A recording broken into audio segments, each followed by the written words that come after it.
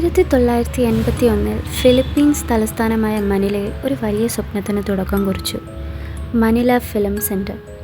ഏഷ്യയുടെ സ്വന്തം ഹോളിവുഡ് ഉണ്ടാക്കാനുള്ള ശ്രമം. അതിൻ്റെ പിന്നിൽ ഇമേൽഡ മാർക്കോസ്, ഫിലിപ്പീൻസ് പ്രസിഡൻ്റായ ഫെർഡിനാൻഡ് മാർക്കോസിൻ്റെ ഭാര്യ. അവർ ആഗ്രഹിച്ചിരുന്നത് ലോകത്തെ വിസ്മയിപ്പിക്കാനുള്ള ഒരു സിനിമാ തിയേറ്റർ നിർമ്മാണം. എന്നാൽ ഈ സ്വപ്നത്തിനു പിന്നിൽ ചോരയും കണ്ണീരും നിറഞ്ഞൊരു കഥയുണ്ട്. 1981 നവംബർ. ഒരു മാസത്തിനുള്ളിൽ ഫിലിം സെൻറ്റർ പണി തീർക്കണമെന്ന നിർദ്ദേശം. സാധാരണ ഒരു സിനിമാ തിയേറ്റർ നിർമ്മിക്കാൻ ഒരു വർഷമെങ്കിലും വേണം. പക്ഷേ ഇമേൽഡ അവർക്ക് നൽകിയ സമയം ഒരു മാസം മാത്രം. 10,000-ലേറെ തൊഴിലാളികൾ ദിവസവും 24 മണിക്കൂർ ജോലി ചെയ്തു. സിമൻറ്റ് ഉണങ്ങിപ്പിടിക്കാൻ പോലും സമയം അനുവദിക്കാതെ പണിയെടുപ്പിച്ചു. ഒരു അർദ്ധരാത്രിയിൽ പണി നടക്കുമ്പോൾ 3-ാം നിലയിൽ നിന്ന് എന്തോ ഭാരമുള്ളത് ഉരുണ്ടു വരുന്നത് പോലെ ശബ്ദം ജോലിക്കാർ കേട്ടു.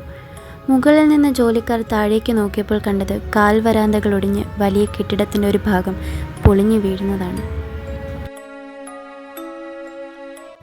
3000-ഓളം ടൺ കല്ലും സിമൻറ്റും പണിക്കാരുടെ മേൽ വീണു. ഏകദേശം 169 പേരാണ് അതിൽ കുടുങ്ങിയത്. കൂടെയുള്ളവർ അവരെ രക്ഷിക്കാനായി ഒരുപാട് ശ്രമിച്ചു. പക്ഷേ സിമൻറ്റ് ഉടനെ കട്ടിയായി. എന്നാൽ ഇമേൽഡയ്ക്ക് തിയേറ്റർ പണിത് തീർക്കണം എന്ന ഒറ്റ ഉദ്ദേശം മാത്രമേ ഉണ്ടായിരുന്നുള്ളൂ. ആ സിമൻറ്റ് കൂനയ്ക്കിടയിൽ ചിതറിപ്പോയ ശരീരങ്ങൾക്കൊപ്പം ജീവനുള്ളവരും ഉണ്ടായിരുന്നു.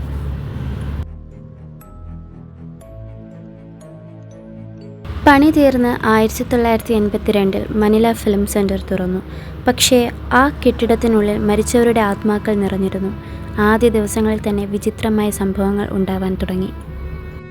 പ്രേക്ഷകർ കസേരയിലിരിക്കുമ്പോൾ പെട്ടെന്ന് തണുപ്പ് അനുഭവപ്പെടും. ആരോ കഴുത്തിൽ ശ്വാസം വിടുന്നത് പോലെ.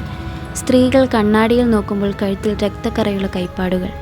ശുചിമുറിയിലെ കണ്ണാടി നോക്കിയപ്പോൾ പിന്നിലാരോ നോക്കി ചിരിക്കുന്നത് പോലെ. ഇങ്ങനെ പല അനുഭവങ്ങൾ. ഒരു രാത്രി തിയേറ്ററിനുള്ളിൽ എന്തോ ശബ്ദം കേട്ട് സെക്യൂരിറ്റി ഗാർഡുകളെല്ലാം അവിടേക്ക് ഓടിയെത്തി.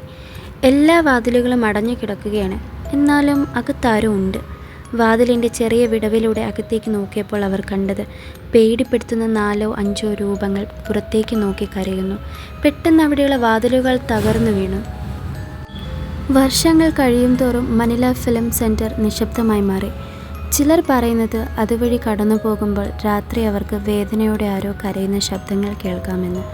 ചിലരെ ആരോ പിന്നിൽ നിന്ന് തള്ളുന്നത് പോലെ. ഇന്നും മനില ഫിലിം സെൻറ്റർ ഒരു ശപിക്കപ്പെട്ട ഭൂപ്രദേശമാണ്. 169 മരണത്താൽ നിലനിർത്തുന്ന കെട്ടിടം.